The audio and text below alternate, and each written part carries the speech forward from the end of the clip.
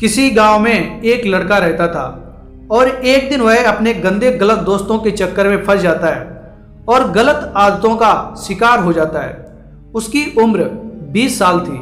उम्र तो बढ़ रही थी लेकिन उसका शरीर नहीं बढ़ रहा था। दिन पे दिन उसकी हालत खराब होती जा रही थी। जवानी में ही उसका शरीर किसी बूढ़े व्यक्ति के समान हो गया।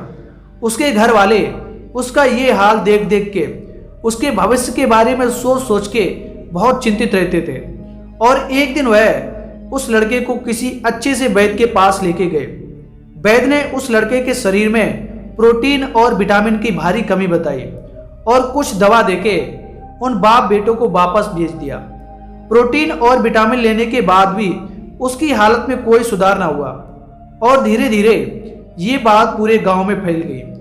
तभी गांव के किसी बुजुर्ग ने उस लड़के का हाल देखा और लड़के से काफी देर तक बातचीत भी की। बातचीत करने के बाद बुजुर्ग ने लड़के के पिता को एकांत में ले जाकर समझाया और कहा कि तुम्हारे बेटे को ब्रह्मचर्य नष्ट करने की लत लग चुकी है और ये लत दुनिया की सबसे खतरनाक लत है। अगर समय रहते इस लत से छुटकारा नहीं दिलाया तो तुम अपने बेटे को खो दोगे। अगर इसे बचाना चाहते हो तो इसे किसी ऐसे साधु संत के पास ले जाओ जिसने अखंड ब्रह्मचारी रहने का संकल्प लिया हो। वही तुम्हारे बेटे को समझा सकते हैं और इसके चित्त को बदल सकते हैं। वो आदमी घर आया और अपने लड़के से पूछा कि बेटा सच सच बताना कि तुम ब्रह्मचर्य का नाश करते हो या नहीं। उस लड़के ने कहा कि पिताजी आपसे किस वैद्य ने ऐसा कहा कि मैं ब्रह्मचर्य नष्ट करता हूँ। पिताजी बोले बेटा वैद्य ने नहीं बल्कि हमारे गांव के सबसे अनुभवी बुजुर्ग रामू काका ने कहा। फिर लड़के ने कहा पिताजी आप भी ना किसकी बातों में आ गए। उनकी उम्र 90 साल है और बुढ़ापे में उनका दिमाग काम नहीं कर रहा है। किसी के भी बारे में कुछ भी बोल देते हैं। बुढ़ापे में सटिया गए हैं। आप उनकी बातों पे विश्वास ना करें, ऐसा कुछ नहीं है। और इतना कहकर वो वहां से अपने कमरे में चला गया। लेकिन पिताजी को उसकी बातों पर विश्वास नहीं हो रहा था क्योंकि उसका शरीर उसके ब्रह्मचर्य नष्ट करने की गवाही दे रहा था। पिताजी ने फिर बेटे के रूम की तलाशी ली। रूम में जाते ही एक अजीब सी गंध आ रही थी और कुछ ऐसी अश्लील चीजें मिली जिसे देखने के बाद पिताजी के होश उड़ गए। पिताजी ने कहा बेटा ये सब चीजें किस लिए? तुम्हारी तो अभी शादी भी नहीं हुई, फिर ये इतनी सारी अश्लील चीजें किस लिए? पिताजी का गुस्सा बढ़ता जा रहा था। बेटे ने कहा कि ये सारी चीजें मेरी नहीं है, मेरे दोस्त की हैं। पिताजी चिल्ला के बोले तो सारी अश्लील चीजें ये तुमने अपने दोस्त से क्यों ली? बेटा पिताजी के सवाल का उचित जवाब ना दे पाया, लेकिन फिर भी पिताजी ने बेटे पे हाथ नहीं उठाया और प्यार से समझाने की कोशिश की और कहा कि देखो बेटा मैं जन्म का संगी हूं, कर्म का नहीं। तुम जैसा कर्म करोगे वैसा ही तुम्हारा भविष्य बनेगा। इस गंदी गलत आदत से तुम्हें जीवन में कुछ भी हासिल नहीं होगा। तुम्हारे शरीर की बीमारी का पता लगाने के चक्कर में मेरे ऊपर लाखों रुपए का कर्ज हो गया। तुमने मुझे कहीं का ना छोड़ा। तुमने मेरे और अपने सपनों पे पानी फेर दिया। और इतना कहकर बाप की आंखों से आंसू छलकने लगे। पिता का चेहरा देखकर बेटे ने कहा पिताजी मैं वादा करता हूं आपसे कि जब तक मेरी शादी नहीं होती तब तक मैं ब्रह्मचर्य का नाश नहीं करूंगा।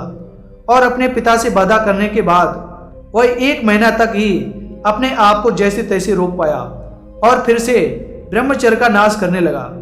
तभी उस गांव में एक साधु आए जो अखंड ब्रह्मचारी थे।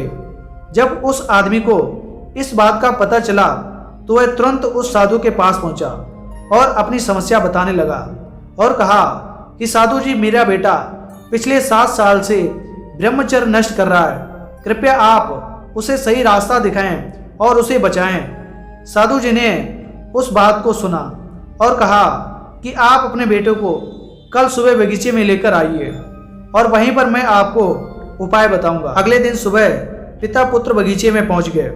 महात्मा जी बेटे से बोले आइए हम दोनों बगीचे की सैर करते हैं। और वो धीरे धीरे आगे बढ़ने लगे।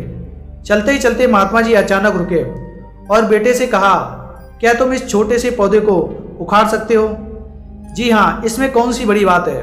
और ऐसा कहते ही बेटे ने आसानी से पौधे को उखाड़ दिया। फिर वे आगे बढ़ गए। और थोड़ी देर बाद महात्मा जी ने थोड़े बड़े पौधे की तरफ इशारा करते हुए कहा, क्या तुम इसे भी उखाड़ सकते हो? बेटे को तो मानो इस सब में कितना मजा आ रहा हो। वह तुरंत पौधा उखाड़ने में लग गया और इस बार उसे थोड़ी मेहनत लगी, पर काफी प्रयत्न के बाद उसने इसे भी उखाड़ दिया।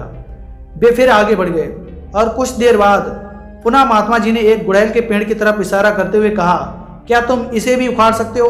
बेटे ने पेड़ का ताना पकड़ा और इसे जोर जोर से खींचने लगा, पर पेड़ तो हिलने का नाम भी नहीं ले रहा था। जब बहुत प्रयास करने के बाद भी पेड़ टस से मस नहीं हुआ तो बेटा बोला, अरे ये तो बहुत मजबूत है, इसे उखाड़ना असंभव है। फिर महात्मा जी ने उसे प्यार से समझाते हुए कहा, बेटा ठीक ऐसा ही बुरी आदतों के साथ होता है। जब वे नई होती हैं तो उन्हें छोड़ना आसान होता है, पर वे जैसे जैसे पुरानी होती जाती हैं उन्हें छोड़ना बहुत मुश्किल हो जाता है। बेटा उनकी बात समझ गया और उसने ये प्रण लिया कि आज के बाद वह कभी भी गंदी गलत आदतों का शिकार नहीं बनेगा, कभी भी ब्रह्मचर्य नष्ट नहीं करेगा। तो दोस्तों, आज की ये कहानी आपको कैसी लगी हमें कमेंट बॉक्स में जरूर बताएं। अगर कहानी अच्छी लगी हो तो वीडियो को लाइक, चैनल को सब्सक्राइब और नोटिफिकेशन बेल को ऑल पे सिलेक्ट करें ताकि ऐसी ही वीडियोज आप देख सकें। मिलते हैं फिर एक नई वीडियो के साथ, तब तक के लिए जय श्री राम।